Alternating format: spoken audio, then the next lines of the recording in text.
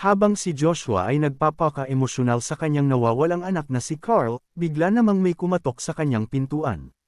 Sinubukan niyang tanungin kung sino ang kumatok sa kanyang pinto sa oras na ito ng gabi, ngunit nang marinig niyang si Ilya ang nasa labas nito. Huminga ng malalim si Joshua, at sinikap niyang magpakalma, ayaw niyang makita ng kanyang anak na siya ay emosyonal sa ngayon dahil baka lalo lamang mabalisa si Ilya. Pagkatapos maging kalmado ni Joshua, sinabi niya kay Ilya na pwede na siyang pumasok sa silid.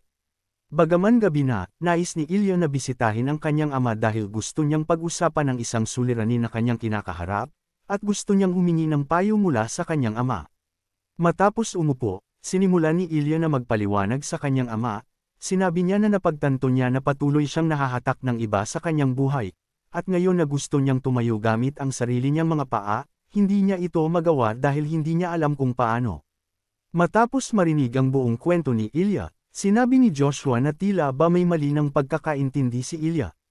Nabigla si Ilya nang marinig ito, hindi niya maintindihan kung ano ang ibig sabihin ng kanyang ama na mali siya ng pagkakaintindi.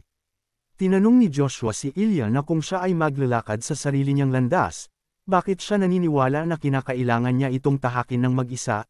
Ipinaliwanag ni Joshua na ang mga tao ay mga nilalang na ipinanganak upang makipag-ugnayan sa isa't isa, at walang sinuman ang may kakayahan na mabuhay ng mag-isa. Ngunit hindi ibig sabihin nito, kinakailangan ni Ilya na umasa sa iba para sa lahat ng bagay, dahil ang importante, dapat ipagpatuloy ni Ilya ang kanyang pakikipagsalamuha sa ibang mga tao. Sinabi din ni Joshua na narinig niya kay Perry mismo ang ginawa ni Ilya sa kanilang munting salo-salo, na pinagmumura niya ang mga noble na hindi maganda ang pinagsasabi tungkol sa kanya, sinubukan namang magpaliwanag ni Ilya ngunit. Sinabi ni Joshua na huwag siyang mag-alala at hindi niya siya papagalitan, kundi gusto niyang puriin si Ilya sa kanyang ginawa. Muli na naman siyang nagbigay ng katanungan kay Ilya, kung sa tingin niya sinabi ng mga noble ang salitang iyon para sa kapakanan niya, sumagot naman si Ilya at sinabing hindi. Tinanong muli siya ni Joshua, kung mayroon bang natutunan si Ilya mula sa mga kritisismong ibinato ng mga taong iyon, katulad ng sagot ni Ilya kanina, sinabi niyang wala. Sinabi ni Joshua na tama nga si Ilya, dahil sa bandang huli, ang mga salitang iyon ay walang kwenta kaya't tama lang na baliwalain ni Ilya ang mga ito. Gayunpaman, mayroong mga salita na hinding-hindi dapat baliwalain ni Ilya, at yun ay ang mga salitang galing sa kanyang kaibigan, halimbawa ay ang kanyang kaibigan na si Irene. Mga salitang inaalok para sa kapakanan ng iba, mga salita na makakaapekto sa iyo para tignan ang iyong sarili, binigyan ng payo ni Joshua si Ilya, na sa tuwing sa tingin niya ang isang bagay ay walang kwenta, mas mabuti na lang kung ito ay kanyang pababayaan. At kung ang payo na kanyang matatanggap ay mas lalo pang polalawikan ang kanyang isipan, mas mabuti kung ito ay kanyang tatanggapin ng buong puso. Matapos ang pagpapaliwanag ni Joshua, tinanong niya muli si Ilya kung ano sa tingin niya ang pinaka-importante pagdating sa paggawa ng mga desisyon. Sumagot naman si Ilya at sinabi na, kinakailangan niyang mag-focus sa kanyang sarili muna at hindi sa ibang tao. Nang marinig ni Joshua ang kanyang sagot, sinabi niyang tama nga si Ilya. Sa sandaling iyon, ibinaba ni Ilya ang kanyang ulo, dahil sa ngayon alam na niya kung ano ang kanyang kinakailangan na gawin, kinakailangan niyang tahakin ng 100 upang mas lalo niya pang maintindihan ang kanyang sarili. Nang dahil sa konklusyong ito, napatayo si Ilya sa kanyang kinauupuan at nagpasalamat sa kanyang ama, dahil sa ngayon, ramdam ni Ilya na parabang mas naiintindihan na niya ang kanyang sarili. Gusto naman sanang batiin ni Joshua si Ilya sa paglutas ng kanyang problema ngunit bago pa man niya ito magawa, bigla-bigla na lamang tumakbo si Ilya at sinabi sa kanyang ama na siya ay lalabas na muna ng ilang sandali. Ang relasyon niya kay Ignet, ang mga kritisismong natatanggap niya mula sa mga taong nasa paligid niya, hindi na kailangan pa ni Ilya na panatiliin ang mga ito sa kanyang puso. Pati ang pagkilala sa kanya ni Ignet ay isang bagay na kinakailangan niya lamang tanggapin, dahil sa ngayon, mayroong tao na mas importante para kay Ilya kumpara sa iba. Makalipas ang ilang sandali na pagtakbo ni Ilya, nakarating na siya kung nasaan ang taong tinutukoy niya, ang tao na parabang lumiliwanag sa kanyang paningin. At ang taong iyon ay walang iba kundi si Irene, na hanggang ngayon, abala pa rin sa pag-eensayo sa kanyang espada at walang kaalam-alam sa nararamdaman ni Ilya para sa kanya. Habang pinagmamasdan si Irene sa kalayuan, iniisip ni Ilya na sa araw na ito, gusto na niyang iparating kay Irene ang tunay niyang nararamdaman. Ngunit bago pa man ito masabi ni Ilya, bigla-bigla na lamang napatigil si Irene sa kanyang pag-iensayo nang mapansin niya siya. Itinigil ni Irene ang kanyang pag-iensayo at dahan-dahan siyang lumapit kay Ilya. Tinanong ni Irene kung ano ang ginagawa niya sa lugar na dito sa mga oras na ito. Kung kailan nasa harapan na ni Ilya si Irene, nagtataka siya kung bakit walang lumalabas na mga salita sa kanyang bibig kaya't nagdadalawang isip si Ilya kung okay lang bang umamin na kay Irene ngayon. Laking pagtataka ni Irene kung bakit hindi sumasagot si Ilya, kaya't tinanong niya siya muli kung okay lang ba siya. Nang dahil sa hesitasyon ni Ilya, iniisip niya na mukhang kinakailangan niya pa ng karagdagang oras bago niya aminin kay Irene ang kanyang nararamdaman. Kaya't sinabi ni Ilya kay Irene na siya lamang ay naparito dahil gusto niya siyang makita. Nagtaka naman si Irene kung anong ibig sabihin ni Ilya dito kaya't. Ipinaliwanag ni Ilya na matagal na silang hindi nagkikita kaya't siya ay naparito. Habang binabago ni Ilya ang kanilang pinag-uusapan, ang hindi alam ni Irene, muntik-muntikan ng umamin ni Ilya. Gayunpaman, masaya na si Ilya na makita si Irene na ganito, dahil sa ngayon, handa si Ilya na itago ang kanyang nararamdaman hanggat magkaroon siya ng buong kumpiyansa na magtapat kay Irene. Sa sumunod na araw, malungkot parent si Anya dahil sa tingin niya, galit parent sa kanya si Ruro. Ngunit matapos ang ginawa ni Anya para sagipin sina Irene mula sa Clown Demon, sinabi ni Ruro na okay na siya at hindi na siya galit. Laking tuwa naman ni Anya nang kanyang marinig ito, dahil sa wakas, ang relasyon nilang dalawa ni Ruro ay naisalba niya. Habang ang dalawa ay nagsasaya, nagbigay naman ng huling palm si Gerog at oras na para sila ay umalis.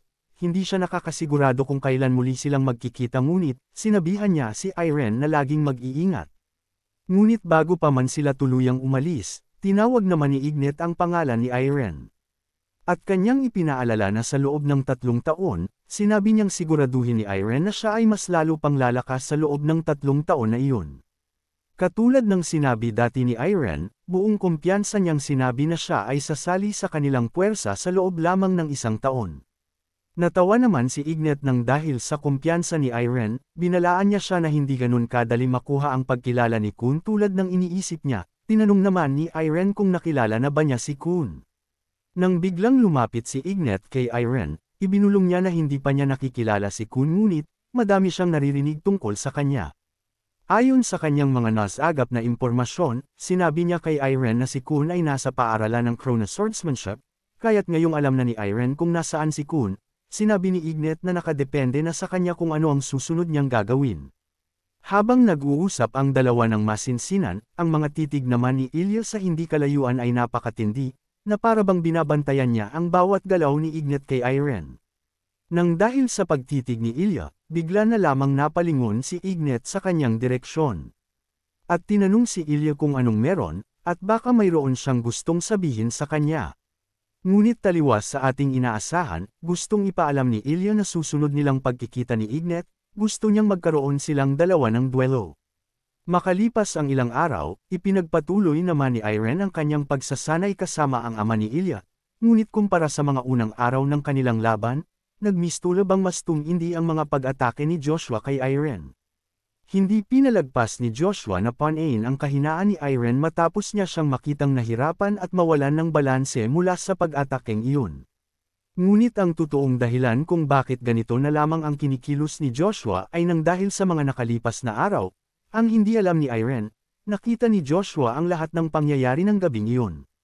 Dahil ang rason kung bakit bigla-bigla na lamang tumakbo si Ilya paalis matapos niyang marinig ang payo ni Joshua, at yun ay walang iba kundi makipagkita kay Irene sa gabi. Nang maalala muli ito ni Joshua, mas lalo pang tumindi ang kanyang mga pag-atake. At sa sandaling iyon pansin na ni Irene na mas lalo pang bumibigat ang pag-atake sa kanya ni Joshua, ngunit kung hindi niya ito magagawang salagin, iniisip ni Irene na hindi niya magagawang makahabol kay Ignet. Ang oportunidad na ito ay minsan lang dumating kaya't, iniisip ni Irene na gusto niyang sulitin kung ano ang nasa kanyang harapan. Ngunit dahil sa pagtitiis ni Irene, mas lalo pang nainis si Joshua, at binabalak niyang palakasin ang kanyang mga binibitawang pag-atake. Hinawakan ng mahigpit ni Irene ang kanyang espada, at sinabi kay Joshua na handa siyang tanggapin ang pag-atakeng iyon. Gamit ang kanilang swordsmanship, binabalak muli itong gamitin ni Joshua para atakihin si Irene, ngunit sa pagkakataong ito, mayroong napansin si Irene na kakaiba. Dahil ang pag-atakeng iyon ni Joshua ay naiiba sa dating ginawa na pag-atake sa kanya ni Joshua, at iniisip niyang hindi niya ito magagawang mas alag. Ngunit bago pa man ito pakawalan ni Joshua, bigla na lamang dumating si Ilya at sinabihan ng kanyang ama na sumusobra na siya. Agad naman itong itinanggi ni Joshua, gumawa-gawa siya ng rason na si Irene ang may kagustuhan nito. Tinitigan niya si Irene at binigyan ng signal na sumang-ayon sa kanyang sinabi. Bago pa man magtaka si Ilya, sinabi niyang magpahinga muna sila ni Irene, kaya't habang nagpapahinga si Irene, naupo naman si Ilya sa kanyang tabi. At kanyang tinanong si Irene kung gusto ba niyang manatili ng ilang saglit sa kanilang tahanan. Ipinaliwanag ni Ilya na silang dalawa ng kanyang ama ay kinakailangan ng bumalik sa kanilang teritoryo, dahil hindi naman sila maaaring manatili dito. At dahil kinakailangan na mag-ensayo ni Irene ng isang buong taon, gustong anyayahan ni Ilya si Irene na manatili muna sa kanilang tirahan habang siya ay nag-iensayo kasama ang kanyang ama. Ngunit bago pa man masabi ni Irene ang kanyang kasagutan kung siya nga ba ay sasama kila Ilya, bigla-bigla na lamang may nagsalita at sinabing hindi ito maaari. At ang taong nagsabi nito ay walang iba kundi ang nakababatang kapatid ni Irene na si Kirill. Sa tulong ng maalamat na nilalang na tinatawag na Griffin, sinakyan ito ni Kirill upang makarating kung saan naruroon ang kanyang kapatid na si Irene, at dahil sa kakaibang presensya ng maalamat na nilalang na ito. Para bang hindi matanggal ni Joshua ang kanyang titig sa sobrang pagkamangha, lalo na at minsan lang siya makakita ng ganitong pangyayari. Sa isang pitik ng kanyang daliri, ang sinakyang Griffin ni Kirill ay bigla na lamang nawala, kaya't nang makita ito ni Joshua, nakakasiguro siya na ang batang babae na ito ay isang mystic. Nang makababa si Kirill, agad naman siyang nagmadali patungo sa kanyang kapatid at mahigpit niya siyang niyakap. Sinabi niya na labis niya siyang namiss, samantala, nabigla naman si Ilya na nasa likuran ng kanyang matunghayan ito. Hindi niya maiwasang mainis at magselos, iniisip niya kung sino ba ang batang babae na ito, at paano siya naging malapit kay Irene para maging okay lang na bigla na lang siyang yayakap sa kanya ng walang paabi. Bago pa man lumaki ang hindi pagkakaunawaan, ipinakilala naman ni Irene si Kirill sa kanila, at sinabi niyang siya ang kanyang nakababatang kapatid at nagngangalang Kirill. Nang malaman ni Ilya na wala siyang dapat ipag-alala at iyon ay kapatid ni Irene lamang, agad na lumiwanag ang ekspresyon niya sa kanyang mukha.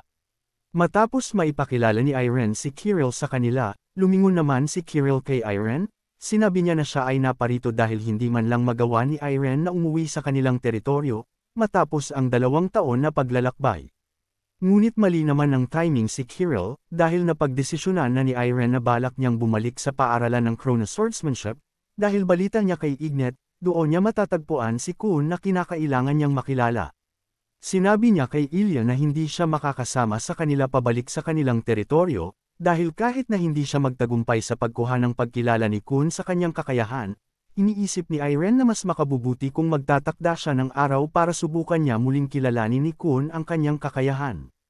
Wala namang nagawa pa si Ilya, kaya't sinabi niya kay Irene na mukhang hanggang dito na lang muli ang kanilang pagkikita, ngunit dahil kitang-kita sa mukha niya ang pagkadismaya.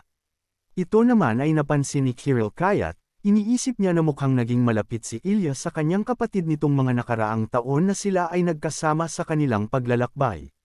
Bigla naman siyang sumingit sa kanilang usapan, at sinabing hindi man niya ang kanilang napag-usapan na dalawa subalit, mukhang wala nang pagpipilian pa kung ito ang napagdesisyonan ni Irene na puntahan. Humingi ng patawad si Kirill kila Ilya at Joshua, sinabi niyang mauuna na silang dalawa na magkapatid dahil, marami pa siyang katanungan para kay Irene na kinakailangan nilang pag-usapan. Matapos niyang makahingi ng permiso, agad naman niyang pinaghihila si Irene palayo. Nang sila ay makarating sa silid kung saan nanatili si Irene, ikinwento lahat ni Irene ang mga bagay-bagay na nangyari sa kanyang paglalakbay, isa na dito ang kanyang pakikipaglaban sa isang clown demon. Ayaw namang palagpasin ni Ruro ang pagkakataon na ito upang humingi ng tawad kay Kirill. Sinabi niya na siya ang rason kung bakit na-stuck si Irene sa ibang mundo. Bago pa mas lalong mag-alala si Ruro, pinisil ni Kirill ang kanyang pisngi, at pinatigil siya na magsalita patungkol sa insidente. Sinabihan ni Kirill si Ruro na huwag nang mag-alala pa, sinabi niyang okay lang ito dahil ito ay nasa nakaraan na, dahil ang mahalaga para kay Kirill, nanatili parent si Ruro sa tabi ni Irene sa buong paglalakbay. Dahil sa ginawa ni Ruro para kay Irene, napagpasiyahan naman ni Kiril na gusto niya ding sumama sa paglalakbay na gagawin ni Irene patungo sa paaralan ng Cronus Swordsmanship. Ngunit matapos makita ni Kiril ang reaksyon ni Irene na para bang ayaw niya siyang makasama, tinitijan niya si Irene ng napakasama at tinakot niya siya, kinonsensya niya si Irene para mapilitan siyang pumayag at hayaan siyang sumali sa kanyang paglalakbay na gagawin. Nang dahil sa pananakot, wala nang nagawa pa si Irene kundi pumayag sa pagsama sa kanya ni Kiril, kaya't sa sandaling ito, tuwang-tuwa si Kiril na makasama ang kanyang nakatatandang kapatid. Makalipas ang ilang araw, oras na para sina Ilya at ang kanyang ama ay bumalik sa kanilang teritoryo, ngunit bago tuluyang umalis. Ipinaalala ni Ilya kay Irene na bumisita sa kanilang tahanan sa loob ng 1 taon, dahil kung hindi, sinisigurado niyang pagbabayaran niya si Irene kung hindi na naman niya ito matutupad. Sumagot naman si Irene at sinabi kay Ilya na huwag mag-alala, ngunit sa sandaling mapagtanto niyang matatagalan muli ang kanilang pagkikita, nakaramdam ng kaunting lungkot si Irene na hindi niya makikita si Ilya ng 1 taon. Habang pinagmamasdan si Ilya na tuwang-tuwa dahil sa pangako ni Irene na pagbisita, hindi mapigilan ni Irene na makaramdam ng kakaibang emosyon sa kanyang puso, habang pinagmamasdan niya si Ilya na nakangiti. Ngunit imbes na ipaalam ang nararamdamang ito kay Ilya, nag-iwan lang ng ngiti si Irene at sinabi kay Ilya na magkikita silang dalawa muli. Matapos mamaalam sa isa't isa, tuluyan ng bumiyahe si Ilya pabalik sa kanilang teritoryo, habang sina Irene naman ay naiwan dahil sa hindi nila pagkakapareho ng destinasyon. Ngayong wala na sila Ilya, sinabi naman ni Kiril na oras na para sila naman ay simulang maglakad patungo sa kanilang paruroonan. Samantala, dahil sa kakayahan ni Kiril na mag-summon ng Griffin, hindi mapigilan ng dalawa na umasa, dahil kung ito ay kanilang gagamitin, mas magiging mabilis ang kanilang paglalakbay at mararating nila ang paaralan ng Cronus Swordsmanship ng napakabilis. Ngunit ang expectation na ito ay masisira nang ipaalam ni Kiril na hindi sila gagamit ng Griffin sa kanilang paglalakbay. Sinabi niya sa kanila na gagamitin nila ang kanilang oras habang naglalakad patungo sa kanilang destinasyon, lalo na't ito ay kanilang unang paglalakbay na magkasama. Dahil inaasahan ni na Irene at Ruro na sasakay sila sa Griffin, hindi nila mapigil ang madismaya, ngunit nang magsimulang sulyapan sila ni Kiril ng may naninisik na mga mata. Natakot ang dalawa at sinabihan si Kiril na mas masaya silang maglakad patungo sa kanilang destinasyon kaysa sa sumakay ng Griffin, kahit na mas matatagalan silang makarating sa kanilang paruroonan. Makalipas ang ilang araw, ipinagpatuloy ng dalawa ang kanilang paglalakbay sa pamamagitan ng paglalakad, at dahil wala naman din silang mapag-usapan. Sinabi ni Kiril kay Irene na matagal na siyang nagiging curious tungkol sa isang bagay.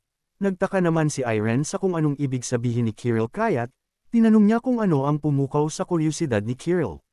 Sinabi ni Kiril kay Irene na napansin niya na hindi na niya suot-suot pa ang kwentes na ibinigay niya sa kanya bago ang kanyang ekspedisyon.